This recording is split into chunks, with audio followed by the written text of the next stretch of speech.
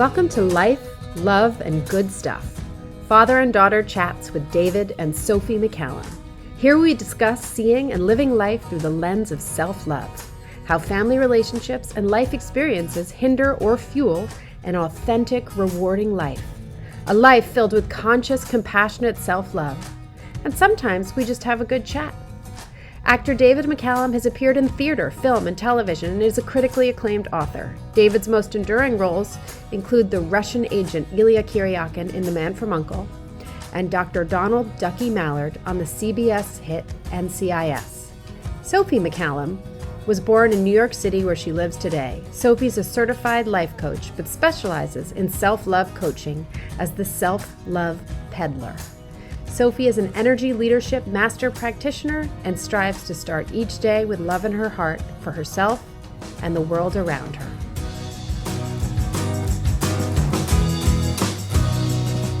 So,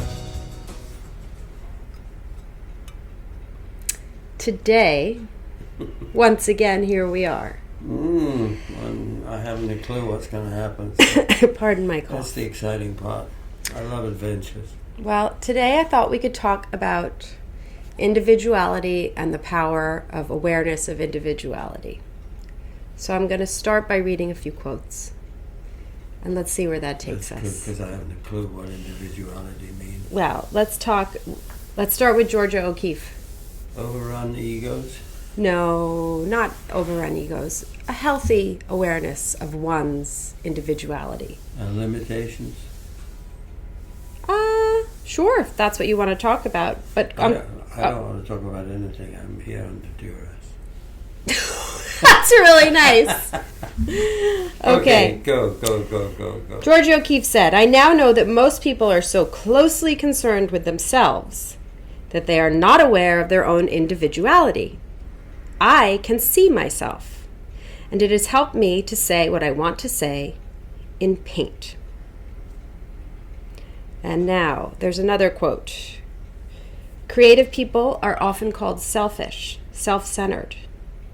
I think it comes from a keen awareness that you have found what makes you want to get up every morning and fills you with worth and an extra oomph to the beat of your heart.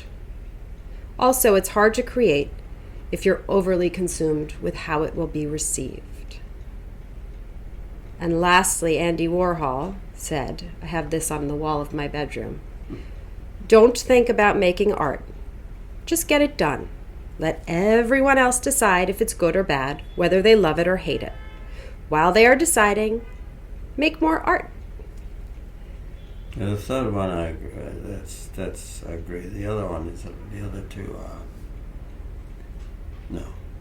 You don't agree? I agree with the other two. It's not a matter of agreeing. It's just it's a lot of words to say something which is pretty much obvious in everybody's case. I think. Well, it may be obvious in everybody's case to you, but lots of people it's not obvious to themselves. So and what you, are they missing? Well, that's what I want to talk to you about, because you knew. When did you know you had to? I told you once I wanted to be an actress, and you said if you really wanted to be an actress, you'd be acting. For you, it was something that was such an integral part of who you were that you had to do it the way you had to breathe. And there are many people who have those dreams, but they pack them up and put them away. And they find a way, or they have to find a way, to live without fulfilling their purpose. You, at what age did you know your purpose? And why do you think it was so clear to you that you had to do it? Imagine, if you will, a small church hall, which are all the same. They have chairs that come and go. They have a little stage with a curtain, which is never big enough. The stage is never big enough. And a lot of very enthusiastic people getting together as amateurs, feeling that they can perform in front of other people and people will want to listen to them. But they take great pleasure in doing it, and you have all these amateur dramatic societies. I'm talking about England at this point. This is London. I'm just going to move the mic closer to us. So, in that environment, I don't know how old I was. It's sometime between the age of 10 and 12, 13, 14. I mean, I don't know, very young. Through the church, because I went to Sunday school briefly. It was brief because Father John, bless his heart, chased me all over the place, and I decided it was time to leave. I met him years and years ago when I was at a play in London, and I was in my dressing room and they told me that Father John was there, and he turned out he was the priest of all the actors in London. And I said to him as he walked in the door, "You old roue." He said, "Oh, please." And we had a very nice conversation. I mean, sounds a little creepy. Well, it's what life is really like, and it wasn't creepy. But I suppose that early on it could have got creepy, but it didn't. Good. Because I ran. But in that environment of amateur theatricals, nothing to do with the church now. We've moved on, and there was a thing called the Speedwell Players. Speedwell being the telephone directory, Speedwell 4427 or whatever the phone number was. And in that environment, they asked me if I would act in one of the sketches in an evening of performances where you had a singer, you had somebody playing the piano, somebody doing an instrument of some sort, and they had one act of a play, in this case, King John of Shakespeare. And there is a scene which I should go back and read, because I talk about it, but I haven't read it in so long, where the jailer comes along, and he's a big burly fellow, and he has a red hot poker, and he's going to put out the eyes of the prince, which I believe he did and killed him. I don't know whether he was killed or not, but I would imagine so. So there I was, a very emaciated, very small child, giving a performance as this poor prince with this great big man. And at the end of when it was over and the curtain came down, the applause was tremendous, because it was typecasting as far as I'm concerned, and I think he was pretty burly, so it worked. And we stood there taking bows with all these people standing up, applauding, sitting down, and what. But it was a tremendous reaction. And I was on a stage acting in an extraordinary piece of work written by Shakespeare, and getting that kind of a reaction. And I remember quite consciously thinking, this is where I belong. I was extremely young, very much into school and still doing homework and all the stuff that one did in school. But in that moment I knew that was it, and that was it from then on. But that was a sheer, it was luck in a way. Now, if you go back and start to analyze the child, I was very much a loner. I was very much a person that would go to school and see what was required of me and reach that point, then go off and do what I wanted to do. I had my own world, very much like one of your children, who will be nameless for the moment. But it's when you create a world in your mind that you live in. It's complete with desert islands, and you have entire map of the entire place, and you know where the harbor is, and you know where the boat goes, and you know where you go fishing, and all these things. And in every child's world there is a secret place, and sometimes the secret place becomes very inward, and so you have a refuge that you can go to as a child. And I see it in children today, and it's private and it's secret, and it will never be revealed to anybody, because that will destroy it. But in that world that I had back then, the product of how I had been brought up, and also it was wartime earlier on. There was a different kind of pandemic. And I knew in that moment that was what I wanted to do, because everything fitted. It all fitted together. You knew in that moment that that's what you wanted to do. And I know from personal experience that I can trace back to things that happened to me when I was young that made me think this is what I wanted to do. But what separates you from so many people is that you do it. You, at any stage in your life, start something new, decide to master something, work hard at something. I wonder, I don't see a lot of the sort of emotional, psychological blocks in you that I've seen. And it took me to have confidence on the stage as a singer. It took me decades. And I had to do a lot of work on myself and becoming a coach and learning about everything I've learned about as a coach and coaching myself to a place of such understanding about myself and my ability to contribute in that arena in a way that allowed me to get on there with a confidence that allowed me to perform, to really be able to do something as well as I could do it. There was something always holding me back from an awareness that I was capable and that I could do it. And I don't see that in you. And I'm wondering if you can put your finger on why that is. Well, it's there, but I hide it. Another instance, same church hall, as a matter of fact. My mother was, I know we've talked about this, but my mother was engaged in one of these occasions. One of the things was she was going along and play the cello, and I don't know what she was going to play. But she said, I can't go, would you sub for me? So I met with the pianist. Is this when you told me this on a different podcast? On a different podcast. I don't want to say the same story again. No, I'm not going to say that. But in the end of it, I ran away because I wasn't prepared, and that's what taught me to prepare. And you just said, you talked about the word confidence.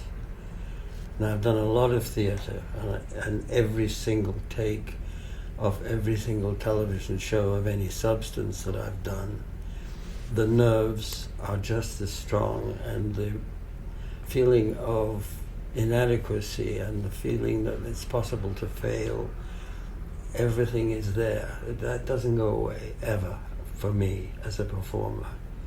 It's there. You can't avoid it. An opening night on something like Broadway, when everything's standing on your head and thousands of millions of dollars nowadays, I mean, it's almost to be avoided. It's such a trap.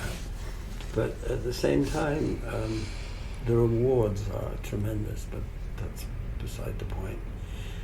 But it's getting to be so confident when you are out there on the stage that you minimize the panic. How do you do that? By working extremely hard at rehearsals and knowing your lines upside, downside, making sure that you peed before you go on stage. I mean, all of the things. So tip to tail preparedness. Literally, yes. It's preparing for any time that you appear in public is paramount. My father was the same. He practiced and practiced and practiced. And he was with a 70-piece band, as he called it, with the London Philharmonic or Royal Philharmonic, whichever, with a full orchestra. But when he was sitting there out front with the odd violin solo, his preparation was endless. I mean, he would come home and he would practice, and he'd go to bed and get up in the morning and practice, or clean the violins, you know. Whenever you're doing something that requires a presentation of yourself to others, you've got to be so secure. So I would say the word that we're talking about here is confidence. There's lots of peripheral things, but that's the number one. And to achieve confidence requires work. Well, it's a learned skill. It's a choice too. It's a comfort zone. That's a comfort zone.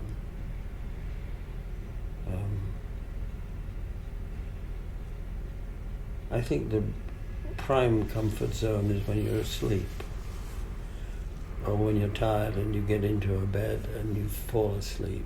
That's a comfort zone that practically doesn't have any barriers, because your whole body gives way and you go to sleep. That's a comfort zone, especially when you're in Europe, in certain parts of Germany, and they have those duvets. You can get underneath and you just go right out. Being in a long run of a play, once you've done it so many times that those nerves literally go away, because it becomes a whole different performance. It's not the opening night, it's going on stage and doing the play for the 600th time or whatever it is. You just go along and do them. That's another comfort zone, which is very comfortable, and the play goes very quickly. In the beginning it takes the 2.5 hours or whatever it is you're out there on stage, but in the end it feels like you walk on stage and you come off and the applaud and you're going home. With practice and an awareness of confidence, I feel for myself that I have gotten to a point where most days, not every day, that when I get up in the morning, my skin feels like a duvet cover in which I'm comfortable. I mean, I have noticed, I have been able to shift from being so not even aware of my discomfort in my own skin for years. But today I have, and that's something I think comes with age. Many women talk about their 40s being so phenomenal because for some reason, for many of us, that's when we all of a sudden think, I like it in here, in me. Is it because you don't care so much, or because you care more? That's a really good question. I think you shift what you care about. That's a good answer. Yeah, I've shifted what I care about. Boy, we're glib. What? We're glib. And there's also, there's, you're 88 years old. I'm middle-aged.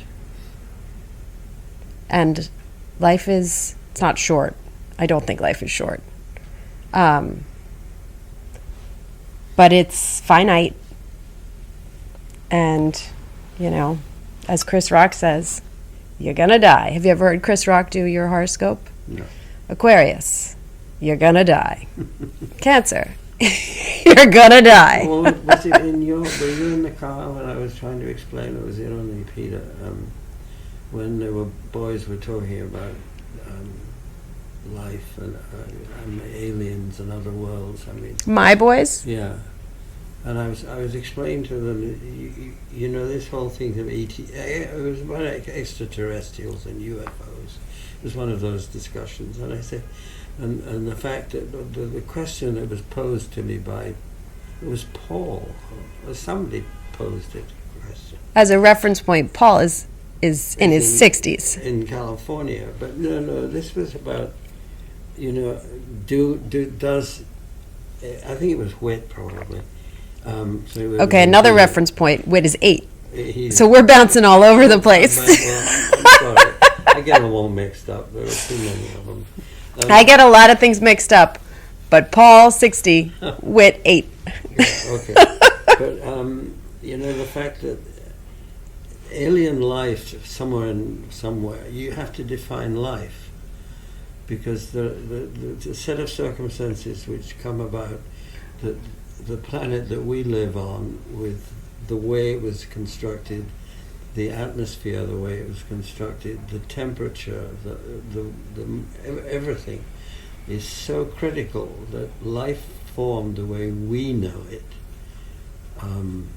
so many thousands of years ago, and then prior to that, a sort of crawling out of the swamp life. That set of circumstances may not exist anywhere in the universe because it's so critical. But at the same time, other sets of circumstances exist. I was trying to explain to this 8-year-old, whatever, could produce a form of life, but it's nothing like us. And so you really have to define what is life. They were driving in a car, the whole thing was very difficult, but I've thought about it ever since. And of course that's why we have all these extraordinary drawings of alien life with big eyes, and all these different things that people driving UFOs and such like. And maybe that's what they are like, but nobody knows what they're like. Well, you're talking about an open-minded perspective on something that you've already identified as one thing. And something interesting happened with my youngest son. I'm watching again, and he's watching for the first time the PBS documentary on New York, which is 20 hours long. Mm-hmm. And we were just learning about how Manhattan, previously to Manhattan, you always built your architecture around the land. So if there was a hill, you put the house on the hill. If there was a stream, you built around the stream. Whereas Manhattan, we leveled it and made the grid. It's a rock. And we just turned it into what we wanted it to be. And they had these wonderful aerial views of Manhattan, and I think it's in the 90s this was made, so very different than today. But Alessandro and I were talking about how he said that it's still nature, because everything on Earth is nature. So when you look at New York City, it's not unnatural, it's just nature reorganized, which I thought was a wonderful shift in perspective. Alessandro? He's 11 and a half. Yeah. But it was an interesting, and his being dyslexic, he often has a very interesting and creative way of looking at things. And to look at an aerial view of Manhattan, the classic one from Central Park South, and to say that is as natural as the Green Mountains of Vermont. It's just reorganized.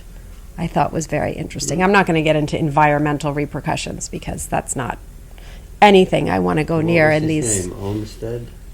Who did Central Park? Yeah. Yeah. And it was we haven't gotten to the part of the documentary where Central Park is introduced yet, but that was the big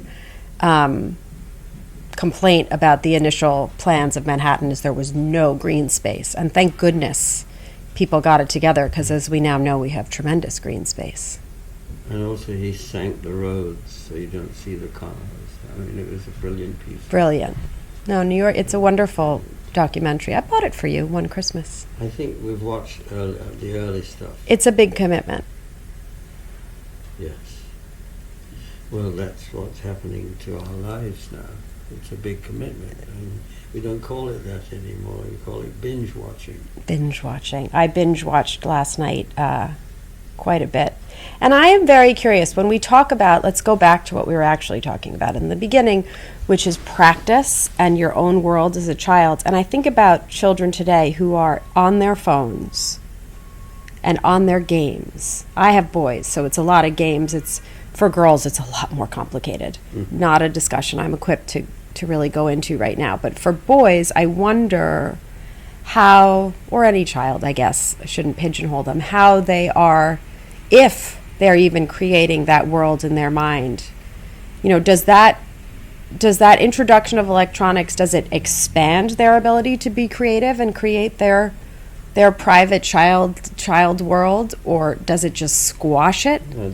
Who knows? Ali says it's a rearrangement. It's a rearrangement. I mean, that's why old people say, "Oh, I wish it was like it was when I was growing up." No. You can't do that. The world's been rearranged. You can't undo it and put it back. Yeah, you have to accept as it is now. And I find a lot of people don't, and it's infuriating. It's a very unattractive quality in people getting older. You have to realize that every child in the United States in the last 2 or 3 years has gone through this pandemic. And that has done a whole difference to their brain structure. And they're going to live with that for the rest of their lives. And they haven't done they've missed an awful lot, which is regrettable as a result of it.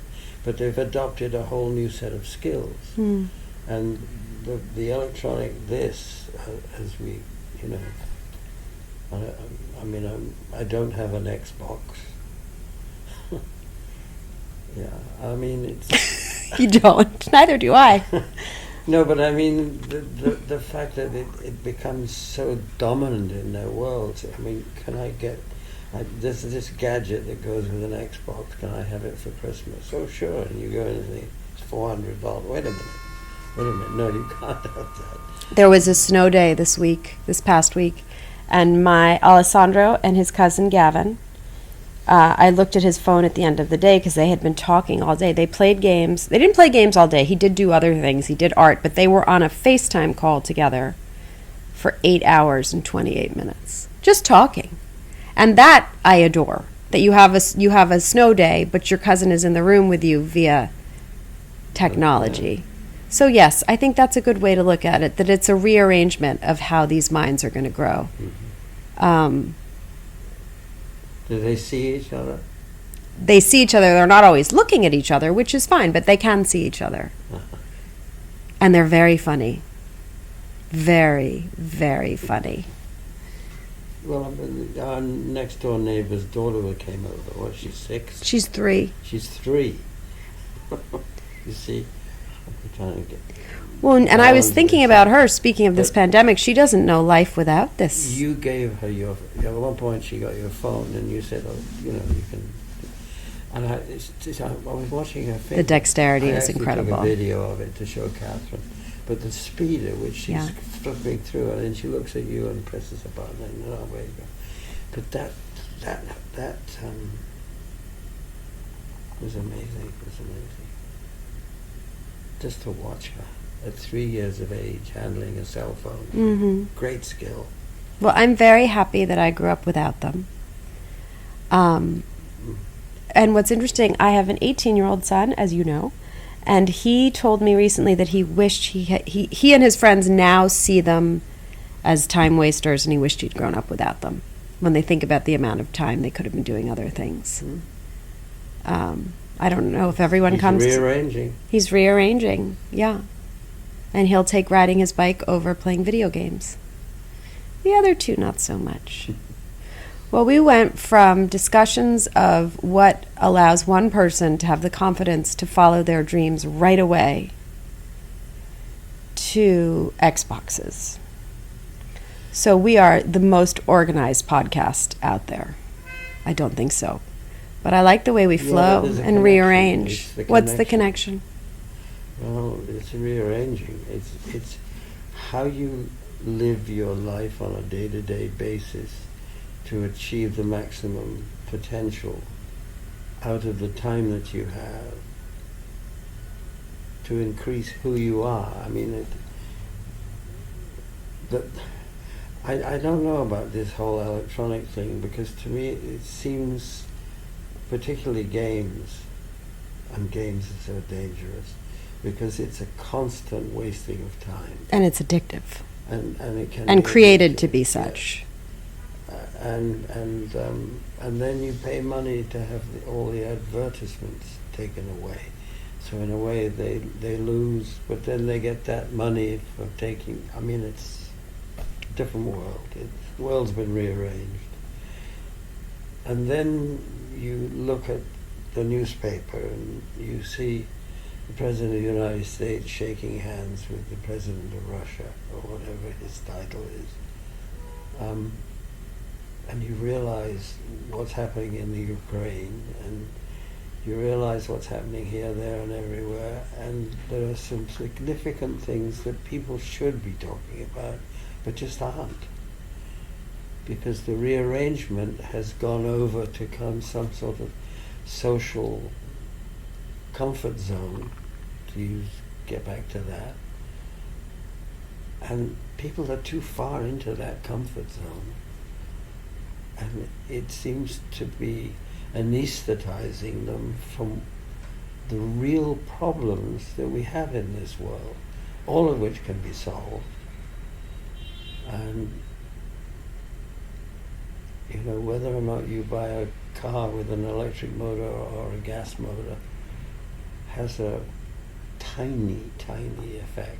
But there are things that we can do or should be doing that aren't being done that will make the planet live inhabited the way we are inhabiting as long as we can.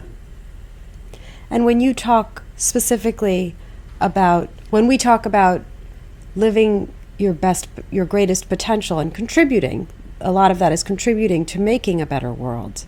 And we recognize that the easiest way to do that is to have the confidence to know you can. And confidence is acquired from practice. And practice takes time. And time is sucked away on addictive activities like binge watching and electronics. Mm-hmm. There is that connection.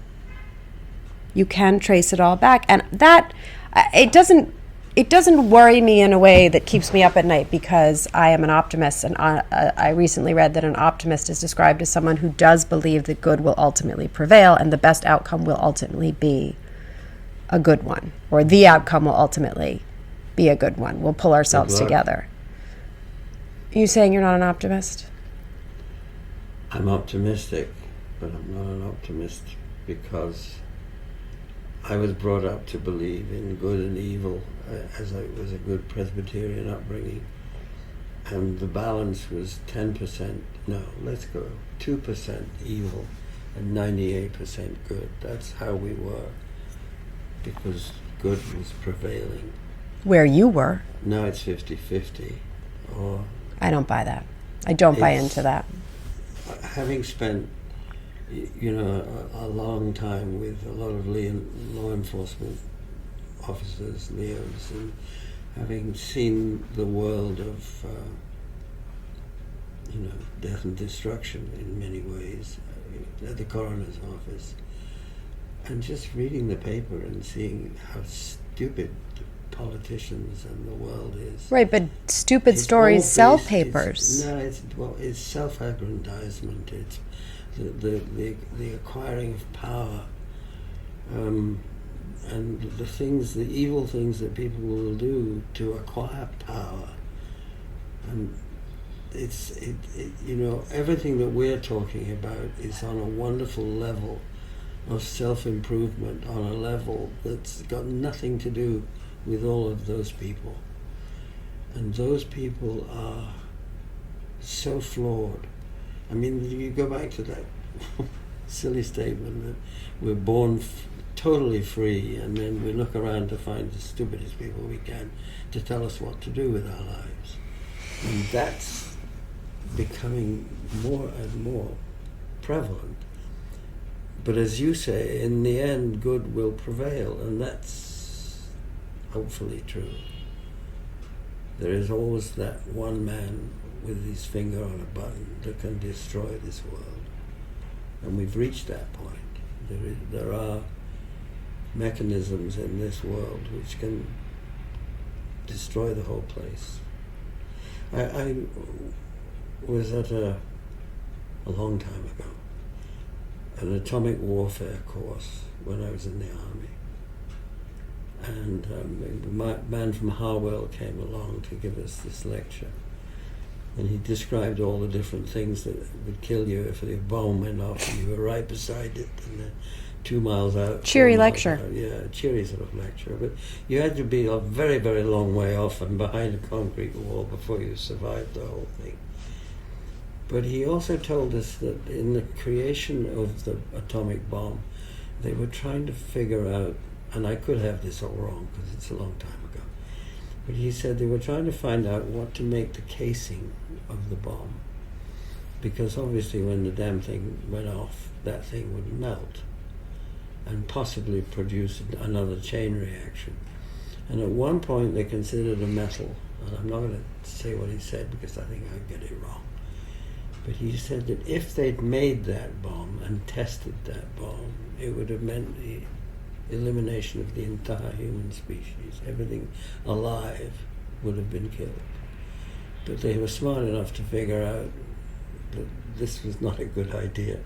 and they didn't make the casing of that particular metal.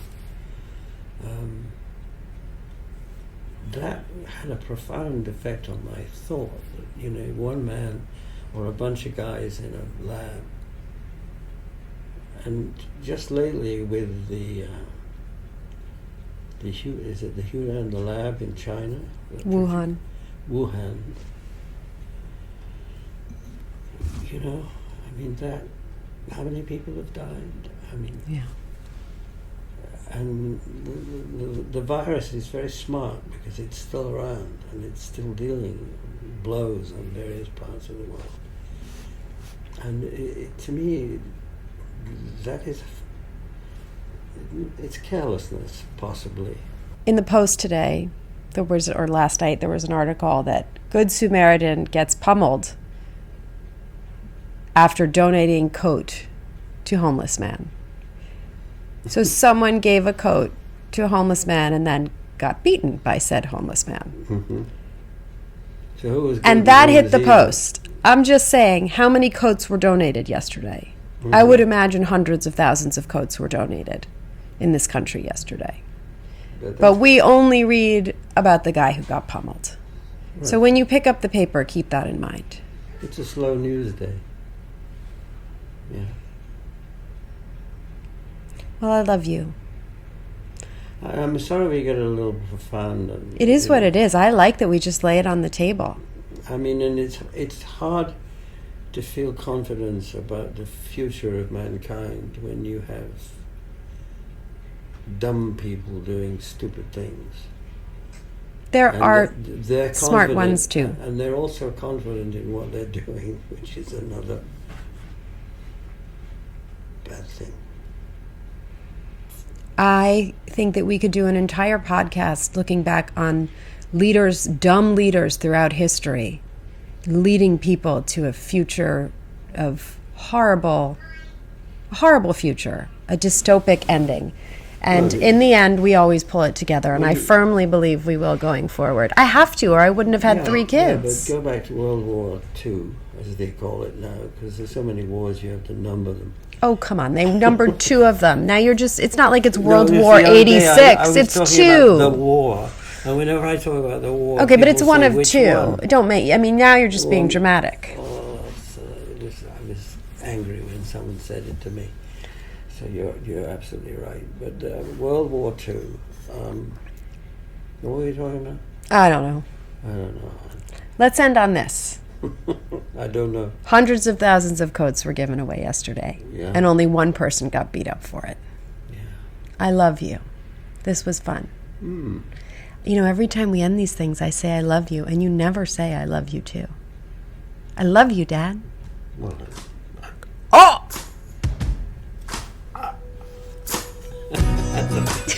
Thank you for spending time with us today. Please hit the subscribe button so you're notified each time a Life, Love, and Good Stuff Father and Daughter Chats with David and Sophie McCallum podcast drops. Until next time, remember to lead with love.